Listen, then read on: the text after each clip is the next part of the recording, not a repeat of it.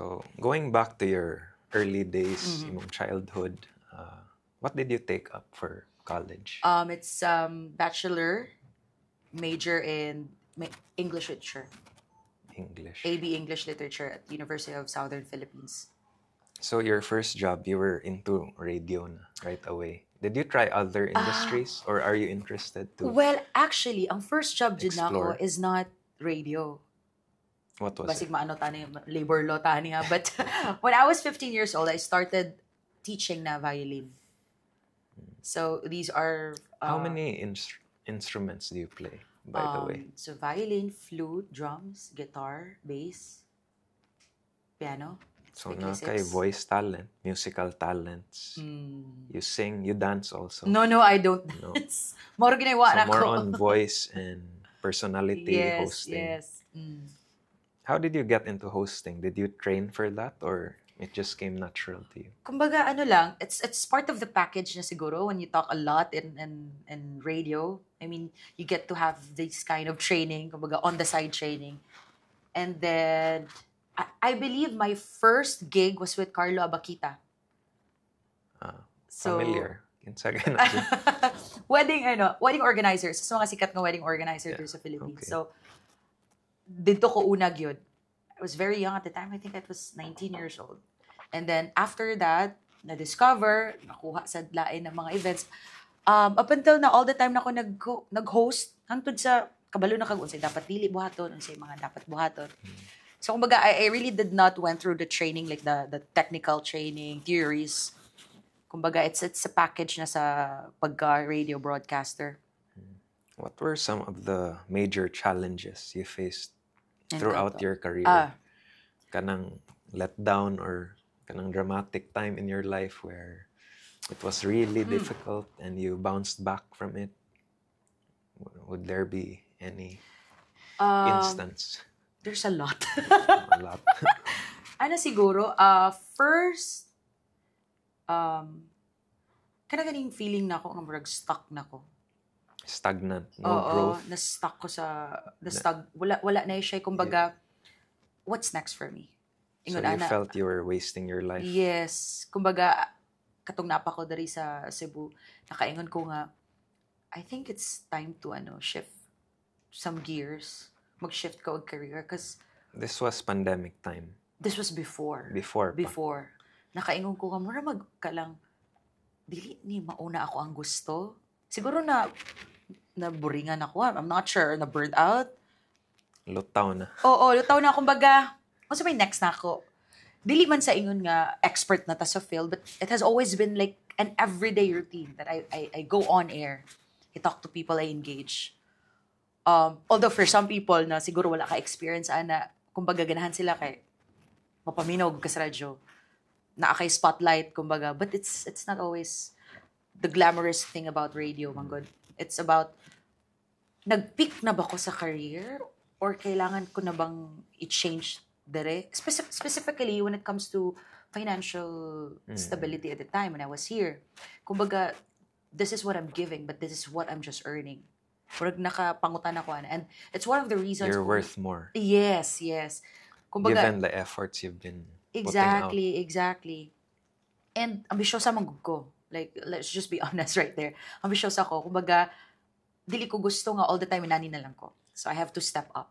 So that came natural to you. You're being goal-oriented. I think I'm always your like drive. That. Yeah. It's in your personality. Like I always, push myself to the limit. Of course, not too much on that boundary. Kumbaga, nagyapon ko sa boundary. But I try to push. Because of course, lawas na puhunan. And there are times gani nga kabalugid ko na sobra, especially dito sa Qatar. Like, na-label na jud ko as super workaholic. Like, bisan og rest day, we only have one off sa ako ang job dito. Bisag rest day, mudawat gyapon kog hosting og violin gig dito sa Qatar. And then I realized, sa man ako gidalian. Kumbaga, naman ko diri. Kumbaga, okay naman siguro ko. I was so used to the routine na ako diri na I have to really work triple to get that particular amount so that I can, provide the needs of my family, especially sa ako, because I'm so needs. Who are some of your inspirations growing up? Or who did you look up to? Or model or role models in your life? I think it's always been my grandmother, my lola. Because at the time na I have all of these going on in my life, like from 5 years old, that we're talking about from 5 years old up until this moment, si lola ang all the time nag-support sa ako. Kaya akong papa o akong mama, during the time when I was growing up, kumbaga all the time sa trabaho. So, dito ko nagtubo sa Uslob. And then, mubalik lang ko diri sa Cebu para mag-school. But most especially pag summer, adtog yun. So, nagdako ko sa iyaha nga, sa kawadon gani, makita gid nako na grabe mangita jud pamaagi, dili magsalig. So, I think sa akong personality karon, nakuha nako halos sa iyaha ug sa akong lolo. Na What did she do for a living? Actually, si Lola, well, basically kapag ina ng mga panahon na kung ano gid sila kanang farm dito sa Oslo. Si Lolo is a mangingisda at the time. And I grew up with them. So kumbaga, nakita na ako at a very young age na you have to really work if you wanna eat. Kay giingnan ko sa kong lolo. Di ka pwedeng makakaon kung wa kay gibuhat. There's always something to do. Ina na ang mindset. So na-instill na work ethic. I have to work for me to live. I have to work for me to eat what I want. Kumbaga, ana. So, since sila akong kauban, most probably ilahang character na-develop diri sa ako. So, that's why siguro sa perspective na ko sa life. So, you spent more time with them? Yes. Than your own parents? Yes. Although, every klase naman, pag dili summer, diri gyud me. But naagyapon si Lola, si Mama, si Papa kasi nasa barko. Si Mama is, syempre, work sa yun siya, so dili siya ang all the time na nakafocus sa amo. So always Lola. And even sa time na I proposed to my parents na gusto ko mag-violin, the first tao gyud gani support sa ako, even na ni ana ko mama, ayoy, kalas-kalas na nagpliti ka na Sabado. Oo, okay. Extra naman na.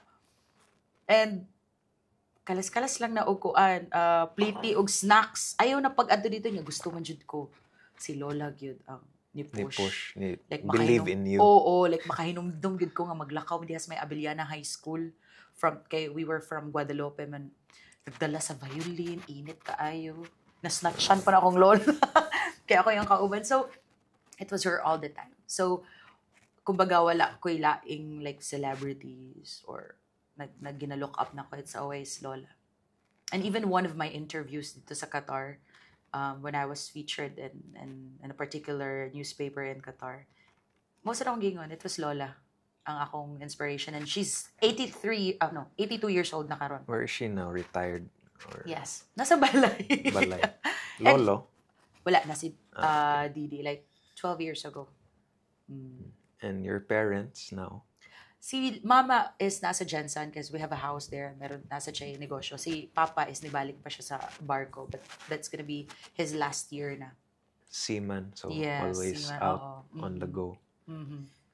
So that's why mas nagdako ko sa akong lola o lolo.